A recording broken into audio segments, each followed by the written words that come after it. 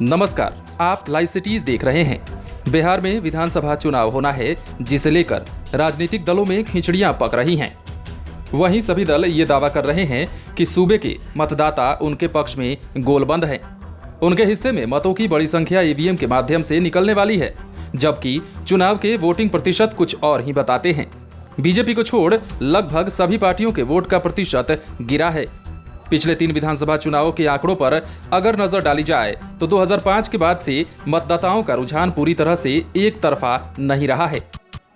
पिछले विधानसभा चुनावों के आंकड़े ये दर्शाते हैं कि 1990 के दशक की धूरी रहने वाली राजद को 2005 के बाद मतदाताओं का वो ताकत नहीं दिखा जो पहले देखा करता था, जिसका नतीजा है कि 2005 में 23% से अधिक मतदाताओं को पास रखने वाली राजद के पास 2015 के चुनाव आते आते 18.35% पर पहुंच गया, जिसका नतीजा ये हुआ कि उनकी सीटें निरंतर कम होती गईं। हालांकि 2015 में जेडीयू के साथ गठबंधन में कम वोट मिलने के बाद भी फायदा हुआ और 80 से अधिक सीटों पर जीत दर्ज की। वहीं जदयू के मतों में उतार चढ़ाव होता रहा।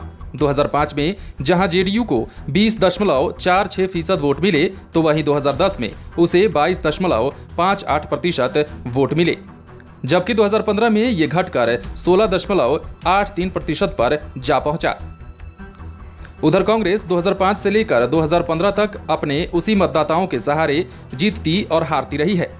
2010 के विधानसभा चुनाव में उसे जरूर लाभ मिला था और 8.37% वोट मिले, लेकिन 2015 के चुनाव में फिर गिरकर 6% के करीब पहुंच गया। तीनों चुनावों में कांग्रेस 6 से 9% वोटों तक ही सिमटी रही। इधर लोजपा के मतों में भी निरंतर गिरावट होती रही।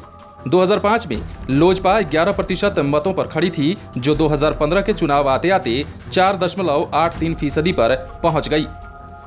2010 में 6.74% ही वोट मिले। हालांकि बीजेपी ऐसी पार्टी रही जिसकी वोट प्रतिशत हर विधानसभा चुनाव में बढ़े हैं।